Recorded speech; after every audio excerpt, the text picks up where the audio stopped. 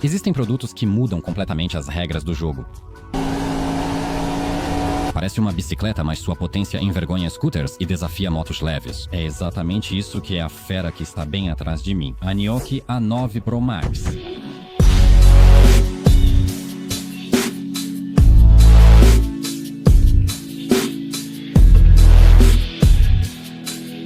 O fabricante promete aqui uma potência que supera os scooters e uma bateria que parece nunca acabar. Minha tarefa é verificar quanto disso é marketing e quanto disso é verdade. Além disso, precisamos responder uma pergunta importante. É possível dirigir uma máquina tão potente nas ruas? Fiquem comigo, as respostas podem surpreender. Aqui é o Powell e você assiste ao Techmaniac HD. A máquina pesa 85 quilos e, com todos os acessórios, o total chegou a 97. A caixa principal, como vocês podem ver, pesa mais de 66 quilos. Levar essas 3 caixas sozinho é bem difícil. A caixa média pesa mais de 20 quilos e, além disso, não tem alças, o que realmente dificulta a tarefa. Além da bicicleta, o conjunto inclui brindes gratuitos. Vamos conferir. Aqui temos um prático cadeado de corrente com combinação. Talvez não seja uma corrente blindada como as usadas em motos caras, mas para prender a bicicleta no dia a dia por um momento, esses elos de 5 ou 7 milímetros são mais do que suficientes. No conjunto, há um colete refletivo e um capacete de bicicleta confortável. E aqui vai uma observação importante. Considero apenas como um brinde simpático. Quando vocês decidirem andar em velocidades mais altas, a sua segurança é o mais importante. Por isso, usem um capacete de moto certificado. Os espelhos laterais são um detalhe interessante. Pessoalmente, acho que o design de chamas sobre o fundo de carbono é meio brega, mas felizmente você para de prestar atenção nisso bem rápido. O ajuste nas juntas esféricas facilita a adaptação para você. O fabricante ainda oferece acessórios opcionais. Eu optei por esta cesta de transporte de metal. Ela é incrivelmente pesada e parece muito resistente. A parte de baixo dela não é uma chapa fina, mas sim uma placa realmente grossa. Mas isso não é problema, porque a bicicleta tem uma capacidade máxima oficial de 225 quilos. Isso mostra com que construção poderosa estamos lidando aqui. Essa cesta é realmente exagerada, mas numa máquina com tanta potência, esses quilos a mais não fazem nenhuma diferença. Pode ser fixado em várias posições, perto do motorista, longitudinalmente ou mais longe, mas assim cobre a luz traseira. Ou então na transversal, que acho que é a melhor opção. No site do fabricante também tem uma bolsa dedicada, embora você facilmente encontre alternativas compatíveis em qualquer boa loja de bicicletas. Podemos optar por pastilhas de freio, outro cadeado, espelhos retrovisores e câmaras de ar antifuro. A papelada incluída é clara, mas acontece que não é um manual de montagem, e sim de uso. E sabe de uma coisa? Na verdade, isso não é nenhum problema. Montar esse monstro é surpreendentemente simples e, curiosamente, não exige muito espaço. Para mim, bastou esse pequeno espaço entre a televisão e o sofá. O fabricante também inclui um conjunto de ferramentas bem decente. Só faltou uma chave de fenda Phillips para montar a lâmpada e uma chave número 22, que só é necessária para remover a proteção de transporte do garfo. Surpreendentemente, quase toda a montagem pode ser feita sozinho. É verdade que poucos vão levantar 66 quilos com uma mão só, mas basta cortar a caixa pelo lado para conseguir fazer isso sozinho.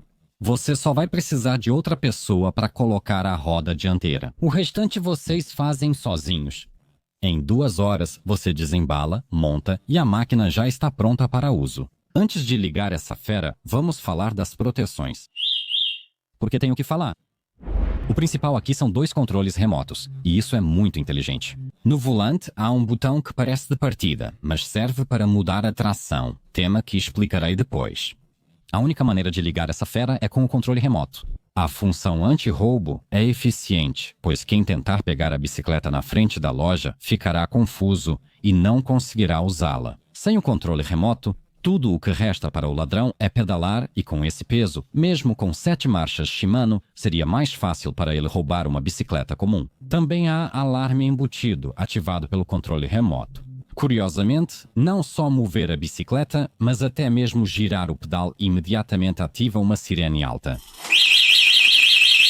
O controle remoto possui função de localização útil. Apertar esse botão ativa um sinal sonoro alto, embora menos irritante que o alarme, que vai ajudar você a encontrar a bicicleta em um estacionamento lotado. Mas ainda há mais uma camada genial de segurança. No menu do veículo, você pode definir um número de identificação pessoal. Assim, mesmo que alguém pegue o controle remoto, sem o número de identificação pessoal, a bicicleta não liga. Isso faz com que, na verdade, seja muito mais fácil roubar o carro de alguém. No conjunto, também recebemos duas chaves normais. Elas servem agora apenas para um único propósito: desbloquear e remover essa bateria potente. Meu conselho é o seguinte: deixem elas em casa, porque realmente não faz sentido carregá-las com vocês no dia a dia. A posição ao volante é confortável e tudo fica à mão. O destaque é um grande display. A tela é brilhante, porém fica invisível com óculos polarizados. Um detalhe genial são as setas. As dianteiras têm LED azul do lado do motorista. Isso serve para ajudar a não esquecer de desligar a seta, mas admito que mesmo assim eu esquecia às vezes. O farol dianteiro não é um LED comum, já é quase um refletor de verdade. Tem um corte profissional e preciso do feixe de luz, então não vamos ofuscar os outros. O interruptor dos faróis baixos e altos fica logo abaixo do polegar direito. Também tem a buzina, igual à de uma scooter real. A partir do menu na tela, podemos ajustar essa fera de acordo com nossas preferências. Aqui há muitas funções e configurações interessantes, como ajuste de brilho da tela, unidades, modo de repouso, limite de velocidade máxima e outras coisas, mas quero destacar principalmente a intensidade do boost. Isso permite reduzir a sensibilidade do acelerador e, para usuários iniciantes, eu recomendo diminuir esse chamado impulso do nível 3 para 1 ou até mesmo para o nível 0. Além de configurar o equipamento, esse display também funciona como centro multimídia no guidão. Podemos conectar ao display via Bluetooth, o que nos permite tocar músicas do smartphone. E como é o som? Acho que ninguém vai se surpreender com o fato de que o som não é lá essas coisas. São altos, mas esse é o único ponto positivo que vejo sobre eles. A principal função deles é reproduzir sons de interface ou alarmes, e nisso eles cumprem bem o papel. Por outro lado, um ponto positivo vai para o fabricante por ter colocado aqui uma porta USB-C que permite carregar nosso smartphone. E sim, vocês ouviram direito. É só um ponto positivo, porque embora a porta funcione, ela carrega com a incrível potência de 2 watts. Então, com a tela ligada, o celular vai acabar descarregando do mesmo jeito. Na frente da tela, há uma câmera que funciona como um gravador de vídeo. Grava em resolução Full alta definição com uma qualidade até que aceitável e até mesmo com áudio. Em caso de qualquer situação na estrada, vocês têm uma prova irrefutável de como realmente foi, que com certeza não foi culpa de vocês. Isso é realmente uma coisa ótima. Essas gravações podem ser reproduzidas diretamente a partir do volante, o que pode ser muito útil para nós mesmos durante a viagem. Transferir essas gravações para o computador também não é nenhum problema, pois tudo é salvo em um cartão microSD de 32 GB pré-instalado. Ok, vamos finalmente ao que é mais importante, ou seja, como realmente se dirige isso e como controlar essa potência monstruosa. Há duas formas de liberar essa potência: acelerador e assistência à pedalada, mas o principal são os 5 níveis de potência. Não os vejam como marchas, mas sim como portões de potência. Cada nível, do 1 ao 5, libera acesso a mais força e maior velocidade. E o mais importante, esses portões funcionam globalmente, tanto para o acelerador quanto para a assistência dos pedais. O nível 0 equivale ao ponto morto. O acelerador e a assistência de pedal estão inativos, mas a câmera de bordo e outros sistemas seguem funcionando. O nível 1 é o modo caminhada. A potência é mínima. A velocidade é limitada a cerca de 11 km por hora. Mesmo com o acelerador aberto, a aceleração é muito suave. O nível 2 é mais ágil, mas ainda relaxante, comparável à aceleração máxima de uma bicicleta normal de 250 watts. A assistência máxima aqui é de 25 km por hora e, na minha opinião, é um modo bem agradável e relaxante, onde o barulho do vento não incomoda. Assim você pode aproveitar o silêncio e a tranquilidade do local. Mesmo que a trilha termine, essa segunda marcha nos leva morro acima com facilidade até no campo. Percebem como está silencioso e agradável agora? Só ouvimos o chocalho nos buracos, causado pelo farol mal apertado, e admito que é culpa minha. Só apertei ele mais tarde à noite. Agora, o nível 3, que é, pode-se dizer, o meu ponto de equilíbrio perfeito para a cidade. Já é forte o suficiente para nos inserir no trânsito de forma dinâmica e segura, mesmo em subidas, mas ainda previsível o bastante para se sentir confiante com ele no asfalto seco. Onde não há asfalto com tração nas duas rodas, ele já consegue arrancar a superfície, mas lembre-se que o nível 3 ainda é apenas 47% da potência máxima. Esse nível 3 já é um patamar que proporciona bastante diversão em superfícies de cascalho. Ainda estou me familiarizando com essa moto, então só acelero modestamente nessa trilha de terra. Na terceira marcha, atingimos cerca de 33 km por hora. O nível 4 já pode ser chamado de modo de rua, com um máximo de 50 km por hora. Já a quinta marcha é o modo besta, liberando todo o potencial e velocidade máxima. E o melhor, se não gostar dos limites de potência de fábrica, pode ajustá-los com precisão na aba Configuração Modulação por largura de pulso do menu. Cada um dos 5 níveis tem um valor atribuído de 0 a 255, que determina qual porcentagem da potência máxima está disponível. O primeiro nível vale 45, ou 18% da potência, cerca de 400 watts. O segundo é 33%, mais de 700 watts. O terceiro gira em torno de 1000 watts. Isso já é personalização para verdadeiros entusiastas, permitindo ajustar perfeitamente as características da bicicleta às suas próprias necessidades. Também vale citar o modo caminhada, limitado a 6 km por hora. Ativamos esse modo, mantendo o botão de menos pressionado por alguns segundos. Curiosamente, nos 3 primeiros níveis, podemos escolher manualmente o tipo de tração, dianteira, traseira ou nas 4 rodas. A tração nas 2 rodas é, obviamente, como vocês devem esperar, a mais potente, mas também a que consome mais energia. Ao escolher nível 4 ou 5, a tração nas 4 rodas ativa automaticamente. E aqui eu tenho que admitir que sou absolutamente fã da tração traseira. Como dizem os motoristas, se Deus quisesse tração dianteira, andaríamos de cabeça para baixo. Falando sério, em velocidades menores e dirigindo suavemente, talvez você nem perceba a diferença. Na terceira marcha, só com tração dianteira, a potência já faz a roda dianteira perder aderência. A tração traseira torna a condução mais agradável e natural. Embora eu mesmo inicialmente tivesse receio de tanta potência, dividir o nível de entrega de torque e velocidade nesses 5 níveis é uma solução absolutamente genial. Não tem como ligar a bicicleta, esbarrar no acelerador e ela sair disparando como um elástico de cueca. Não tem essa opção. A bicicleta sempre liga na marcha 0. Para alcançar a quinta marcha, é necessário passar por todas as anteriores, e isso não acontece por acaso. Quando vocês pegarem prática e a situação na estrada permitir, aí sim tentem níveis de potência mais altos. Já sabemos que, apesar de toda essa potência, controlar essa fera é muito previsível e seguro. Mas agora vamos explicar de onde vem essa força motriz que faz tudo isso ganhar tanta potência. O coração dessa fera são 2 motores potentes, e vocês não vão encontrá-los no braço. São motores Direct Drive, integrados diretamente nos cubos das rodas. Graças a isso, toda a potência é transferida diretamente para o solo, sem nenhuma perda na corrente ou nas engrenagens, como acontece nos motores centrais.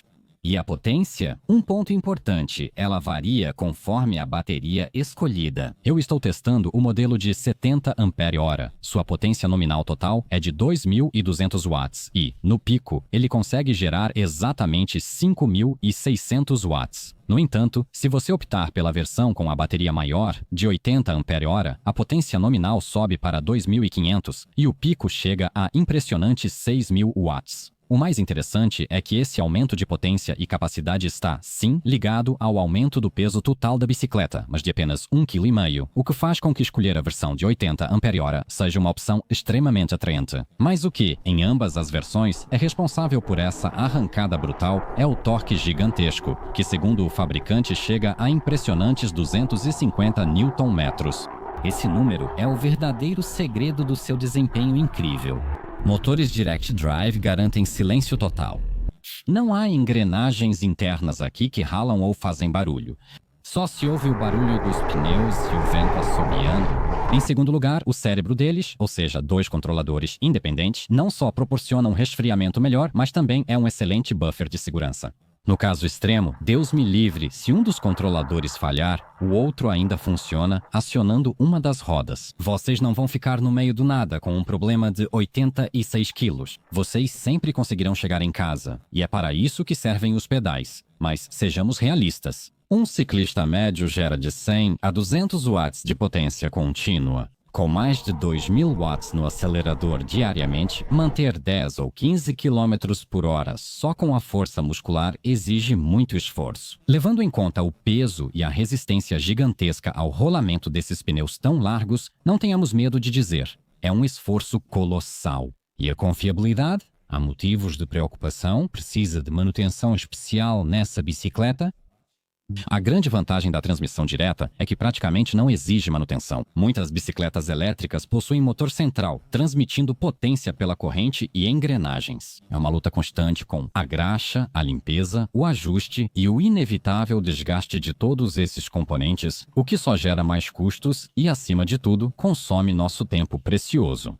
Aqui esse problema simplesmente não existe. A potência vai direto do motor para a roda. O mecanismo é hermeticamente fechado. Como não há nenhum componente em seu interior que entre em contato e se desgaste, simplesmente não há necessidade de fazer manutenção nele. Essa solução é genial em sua simplicidade e praticamente à prova de falhas. A única coisa em que vale a pena prestar atenção é na vedação ao redor do cabo que entra no eixo do motor. Se a gente esbarrar nela em algum lugar, vale a pena verificar se não foi danificada. Claro, ainda há outras tarefas de manutenção padrão. É preciso, por exemplo, lembrar de verificar a tensão dos raios, o que, com esse peso e potência, vale a pena fazer de vez em quando. Após muitos quilômetros, os rolamentos do motor também se desgastam. Em bicicletas elétricas comuns, passam de 100 mil quilômetros antes de começarem a fazer barulho. Portanto, é uma perspectiva para anos de uso intenso. Agora vamos ao elemento que define o caráter dessa fera, para a sua fonte de energia. E já adianto que não é simplesmente uma bateria qualquer. É um gigantesco armazém de energia móvel. Aqui temos um sistema de 60 volts e a minha versão de 70 ampere-hora comporta 4.200 watt-hora de energia. Para dar uma ideia de escala, isso é de 6 a 7 vezes mais do que o chamado suco do que em uma bicicleta elétrica comum. A Nioki usou modernas células automotivas Blade internamente, inspiradas no conceito difundido pela gigante dos carros elétricos, BYD. Essa tecnologia é mais eficiente e segura que as antigas baterias. Tudo isso foi colocado em uma carcaça blindada de alumínio de 4 mm que protege as preciosas células contra impactos e quedas. Além disso, ela é à prova d'água e resistente ao fogo. E quanto à durabilidade, o fabricante declara uma vida útil de 3.000 ciclos completos de carregamento. E agora, o mais importante. Isso não quer dizer que, após esse período, a bateria para de funcionar e deve ser descartada. Assim, só após 3.000 ciclos completos de carga, a capacidade original cairá para 80%. Vamos pensar agora no que isso significa na prática. Se vocês carregarem essa bateria gigante com bastante frequência, por exemplo, 2 vezes por semana, uma conta simples mostra que atingir 80% da capacidade levará quase 30 anos para vocês. Claro que depois de 10, 15 anos, a própria química das células vai envelhecer naturalmente. Esses números mostram que a bateria é tão superdimensionada que é quase impossível desgastá-la só com carregamento normal. Já sabemos que essa bateria é praticamente indestrutível, mas até onde ela pode nos levar com uma única carga? Em condições de laboratório, o fabricante promete valores totalmente astronômicos, chegando até 400 km no modo de assistência à pedalada. Claro que isso é só teoria, mas vamos olhar para os dados que mais nos interessam, ou seja, a autonomia usando apenas o acelerador sem pedalar, que é o cenário mais exigente em termos de energia. A Nioki informa autonomia de 130 a 140 km e, sinceramente, acredito que a maioria de vocês não percorre essa distância diariamente para ir ao trabalho e voltar. Na prática, isso significa que vocês podem andar por 2, 3, talvez até 4 dias antes mesmo de pensar em procurar uma tomada. Também pode ser uma longa viagem de fim de semana fora da cidade, sem medo de ficar sem autonomia.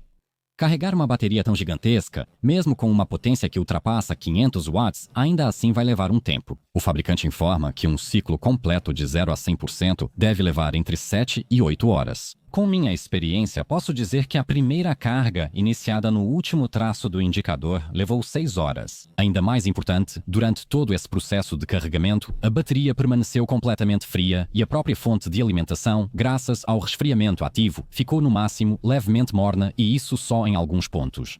A desvantagem dessa solução é o barulho.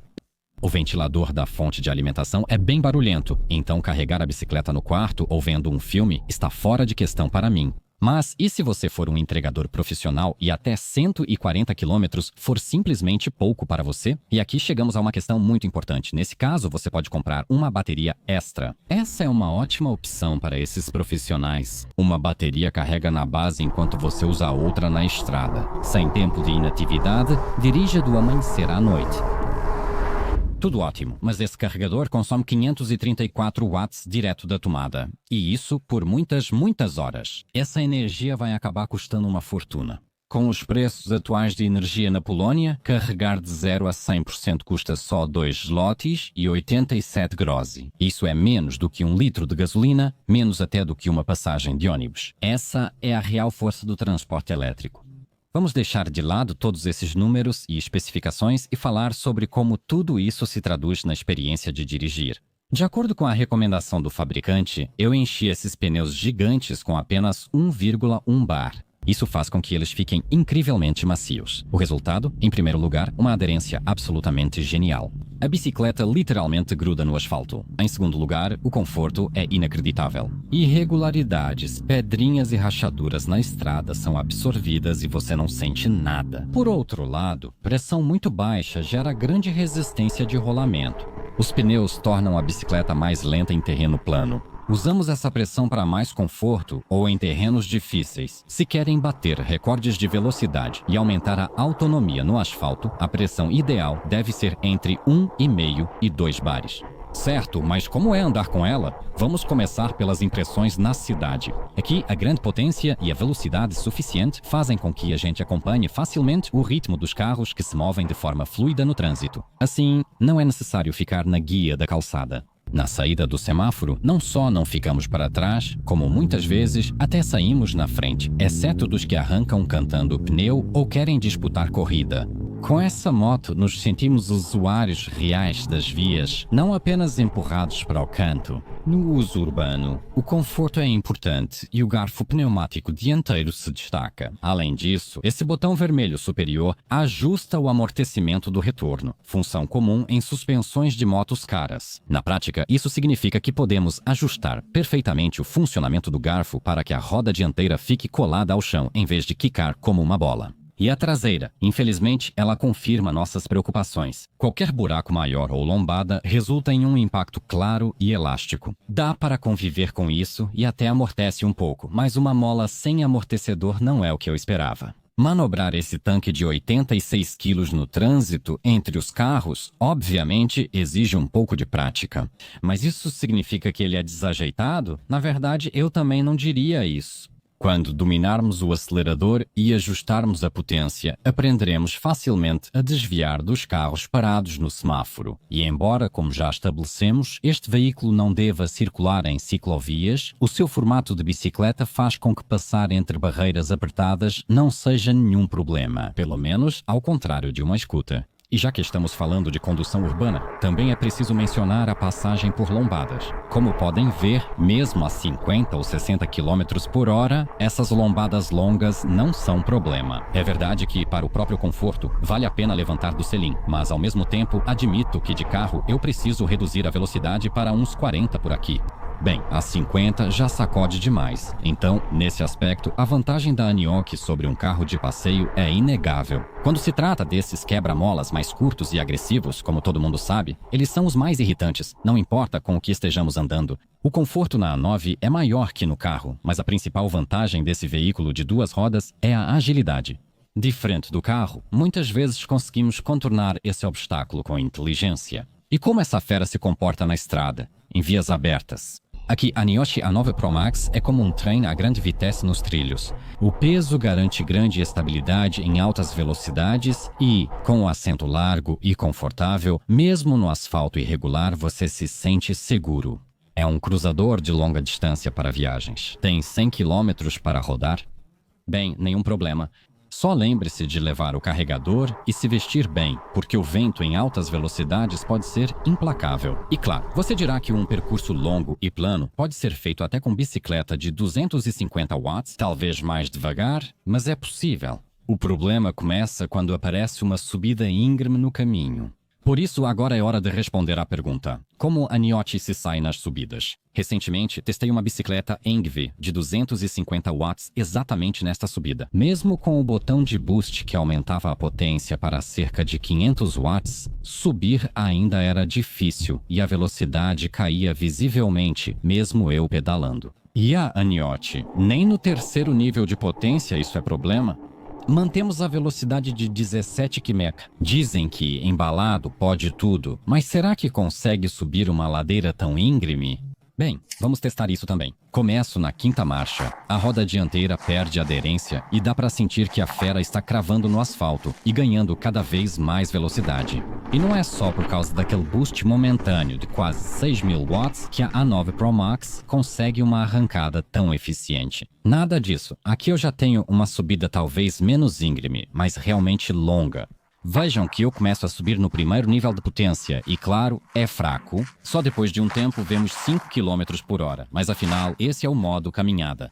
Ao passar para o nível 2, acelero rapidamente para 12 ou 15 km por hora. No nível 3 é ainda mais eficiente. Em um instante, já vejo 25 km por hora no velocímetro. O nível 4 vai até 35, o 5 vai além, mas já cheguei ao topo e preciso parar.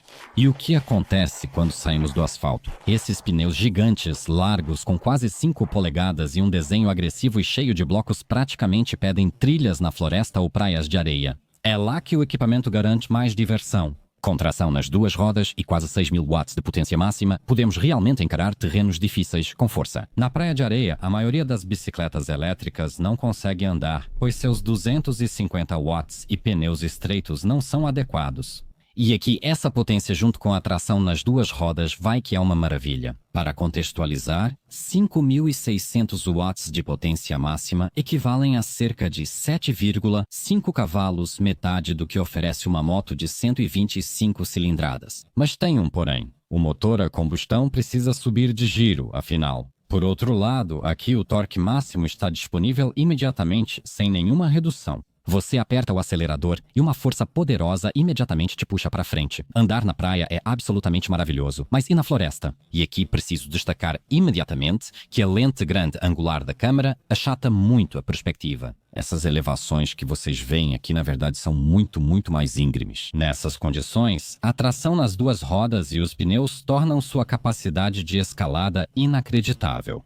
Mesmo no terceiro nível de potência, a Niote parece igualar um quadriciclo em terrenos difíceis. Graças ao torque instantâneo, ao contrário de um motor a combustão, ele nunca fica sem força. Sobe o morro como um tanque sobre esteiras. Parece que nada pode detê-lo, mas o único ponto fraco dessa construção é o baixo. Posicionamento do pé de vela com a coroa, que pode enroscar ao passar por morros curtos, mas muito altos. E sabem de uma coisa? Preciso confessar algo para vocês, talvez até com um pouco de vergonha. Eu sei que muitos de vocês provavelmente estão procurando aqui um meio de transporte razoável e econômico para o trabalho e, claro, este equipamento atende a todas essas condições. Mas a verdade é que essa máquina, fora de estrada, proporciona tanta diversão pura e despreocupada que você sempre acaba com aquele famoso sorriso no rosto.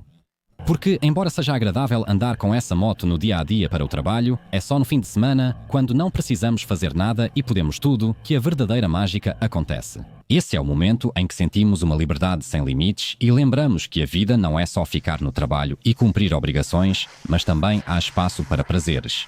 A gente até descansa no sofá em frente à televisão depois do trabalho, mas esse tipo de descanso muitas vezes não nos dá energia nenhuma. E a diversão ao ar livre ou na praia? Isso, meus queridos, é algo totalmente diferente. Cada morrinho superado, cada corrida na areia realmente alivia o estresse e recarrega nossa vontade de viver. E é exatamente isso que não dá para medir em watts ou quilômetros. E sabem de uma coisa? Esse veículo me deu muita alegria, muito mais do que eu poderia imaginar algum dia. Acontece que eu moro em um apartamento e simplesmente não teria onde guardar uma moto.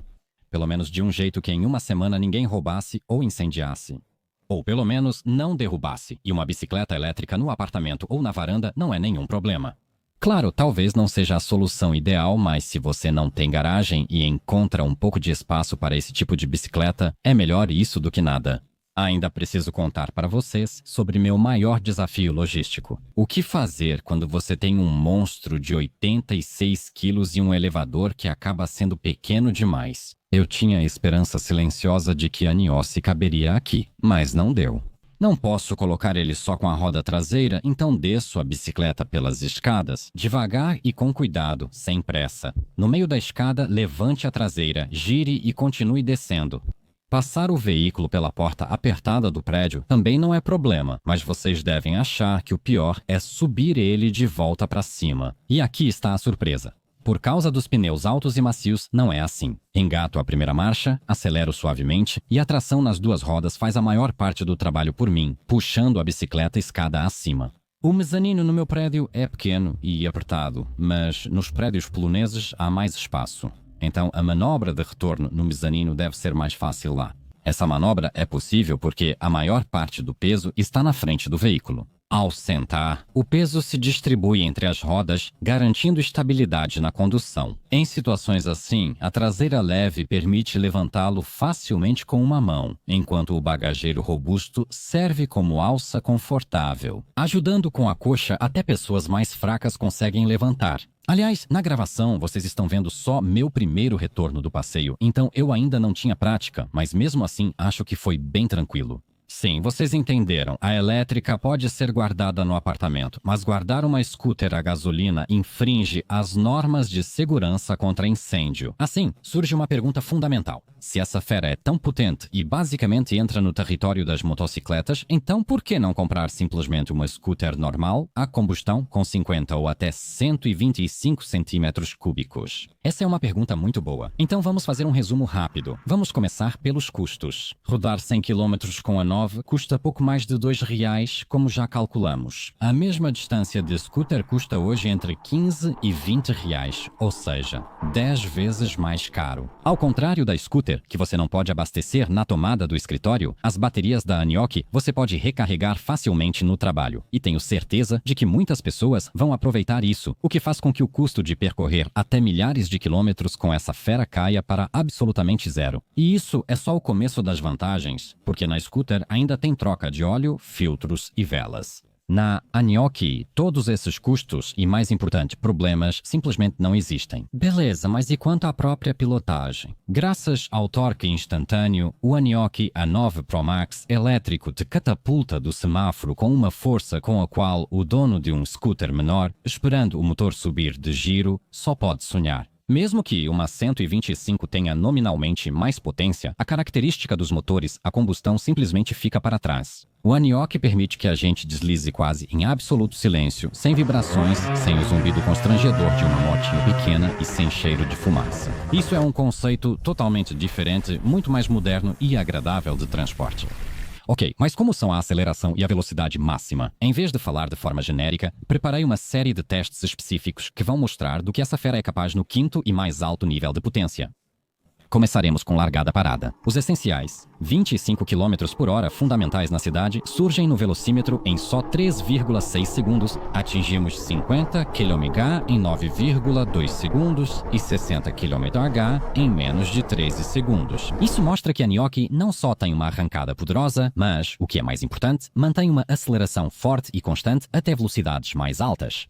E quanto à velocidade máxima? Acontece que não é um número fixo, mas sim um valor dinâmico que depende das condições. Como sabem, a velocidade varia conforme a versão da bicicleta. O modelo mais potente, com bateria de 80Ah, alcança 74 km por hora. Minha versão de 70 Ah tem, no papel, 68 km por hora. Como isso funciona na prática? Em terreno plano e com a bateria totalmente carregada, dá para chegar tranquilamente, pelo menos com essa versão, a 70 km por hora, ou seja, um pouco mais do que até mesmo o próprio fabricante promete. Curiosamente, mesmo com metade da bateria, a bicicleta ainda mantinha 69, 70 km por hora, mas sob uma condição.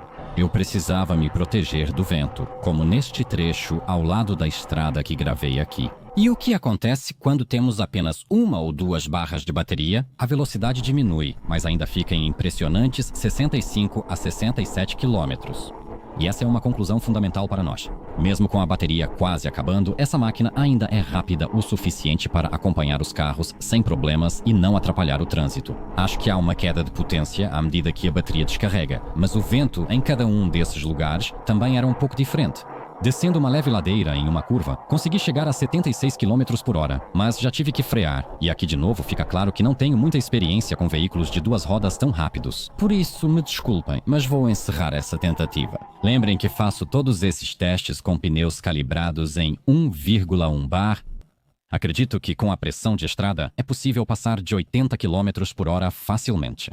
Deixei um pouco da loucura para trás, mas no mundo real, mais importante que arrancar do zero é acelerar durante a condução, como ao ultrapassar. Fiz o teste andando no terceiro nível de potência a 21 km por hora, mudei para o quinto nível e girei o acelerador até o máximo.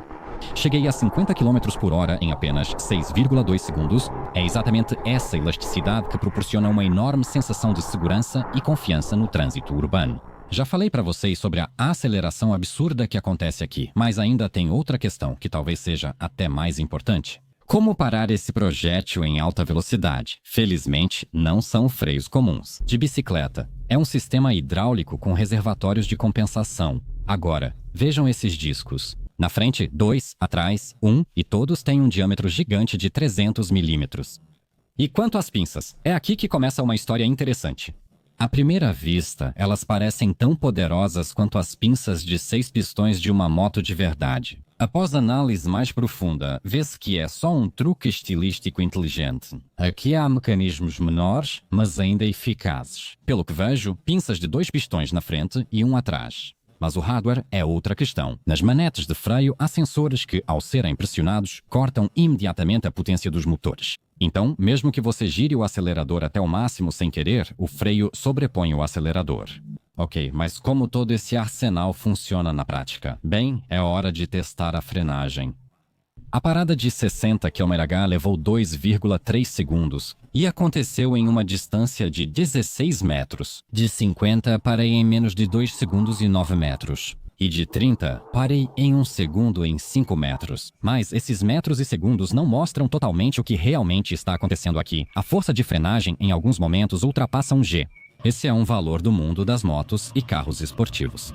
Claro, destaco que esses resultados dependem do seu peso, do vento, do tipo de piso e até da temperatura, então considerem isso apenas como uma referência. Eles também dependem da força com que vocês apertam as manetes. Esses freios são tão potentes que apertar demais as pinças no disco vai acabar travando a roda. Perder aderência na traseira só piora a frenagem, mas na dianteira, vocês já sabem o que ocorre. Vamos falar sobre documentação e status legal. O fabricante fornece um certificado oficial de conformidade Conformité Européenne junto com a bicicleta, o que é uma grande vantagem. Vocês podem vê-lo na tela. Esse é um documento importante que confirma que o produto, como dispositivo elétrico, atende a todas as normas de segurança da União Europeia e pode ser legalmente vendido no nosso mercado. Isso é uma garantia de que a bateria, os motores e toda a parte elétrica são seguros para uso. Mas é importante entender o real significado desse certificado. É emitido conforme a norma europeia 15.194. É uma norma destinada a bicicletas elétricas padrão, ou seja, aquelas com potência de até 250 watts, e velocidade máxima de 25 km por hora. A conclusão disso é que vocês estão comprando uma máquina fantasticamente construída e segura que oficialmente é certificada como bicicleta. Mas toda a responsabilidade de como e onde vocês vão usar essa potência desbloqueada, que vai muito além dessas normas, recai unicamente sobre vocês. Esse é um compromisso do qual vocês simplesmente precisam estar cientes ao escolher esse equipamento. Não sei como é na Polónia, mas na Irlanda vejo diariamente muitas bicicletas na cidade com potência bem acima de 250 watts e acelerador. Poucos usam até capacete de bicicleta. E já que estamos falando de compromissos, vamos conversar sobre alguns outros dos quais vocês também precisam estar cientes. Primeiro, pedalar sem assistência. No asfalto, em linha reta, é difícil, mas possível. E não tive problemas para manter velocidade normal. Quando a estrada fica menos confortável, também não é nenhum grande problema. É preciso forçar mais, mas em emergência é melhor do que empurrar a bicicleta. Mas na grama, vejam vocês mesmos. Estou em cima do pedal com todo o meu peso e ainda na marcha mais leve, mas mesmo assim, não consigo manter a bicicleta em movimento. O peso gigantesco e os pneus enormes fazem com que, sem assistência, a gente nem consiga atravessar o parque. Vocês podem perguntar, quem andaria sem energia? É aí que, na minha opinião, está a maior desvantagem dessa construção. Pedalar com assistência é realmente agradável, mas só no nível 1 e 2. Nesses níveis, andar na grama não é problema, mas o sensor de cadência simples é. Ele não mede o quanto você pressiona os pedais, apenas se eles estão girando ou não. Se sim, o controlador fornece toda a força motriz atribuída ao nível de potência selecionado. Como se você girasse o acelerador ao máximo, mas com cerca de 2 segundos de atraso. Por isso, nos níveis 1 e 2 está tudo bem, mas nos níveis mais altos é simplesmente absurdo. E já que estou reclamando de tudo nesse aspecto, também gostaria de reclamar do tempo de carregamento. 7 a 8 horas para uma bateria tão gigante é realmente um bom resultado, mas na prática, com a tecnologia atual, provavelmente daria para carregá-la com uma potência de 2 kW, o que reduziria o tempo de carregamento completo para cerca de 2 horas, mas isso é só uma reclamação minha. Também merece crítica a suspensão traseira primitiva, sem amortecedor, que faz o veículo pular nos buracos. Afinal, para quem é essa fera? Na minha opinião, esse é um equipamento para alguém que vai para o trabalho em distâncias mais longas e está cansado do tédio de viajar a 25 km por hora. A possibilidade de ir a 35, 50 ou até mesmo perto de 80 km por hora faz realmente uma grande diferença. Também é uma proposta ideal para entregadores profissionais ou correios, para quem novamente a maior velocidade e a bateria gigante significam simplesmente mais entregas feitas, ou seja, um ganho diário realmente maior. Sim, a Nioki A9 Pro Max é até 2 vezes mais caro do que uma bicicleta típica de 250 watts, mas tem 3 vezes a velocidade máxima e 3 vezes mais autonomia. Aqui a potência é 6 vezes maior, tornando andar nessa maravilha algo energizante e motivador. Assim, o terceiro grupo que vai adorar esse veículo são os exploradores de fim de semana e amantes do turismo. Falo das pessoas que, num dia de folga, só querem escapar do barulho da cidade, colocar comida na cesta e partir para o desconhecido, sem se preocupar com mapa ou distância. É justamente para eles que essa autonomia gigantesca significa liberdade de verdade, a possibilidade de passar o dia inteiro dirigindo sem ficar olhando nervoso para o indicador da bateria. A potência enorme faz com que nenhuma montanha, mesmo a mais íngreme, consiga estragar o prazer do passeio para eles. E a suspensão relativamente confortável e os pneus largos permitem aproveitar a pilotagem não só no asfalto, mas também em trilhas acidentadas na floresta. É a máquina perfeita para a aventura. Agora, quanto custa esse prazer? Também não precisam se preocupar com o envio, pois as motocicletas para o mercado europeu são despachadas de um armazém na Polônia. Exatamente isso. Moro na Irlanda, mas recebi esta unidade da Polônia, de Wielka Kozłowska, perto de Varsóvia.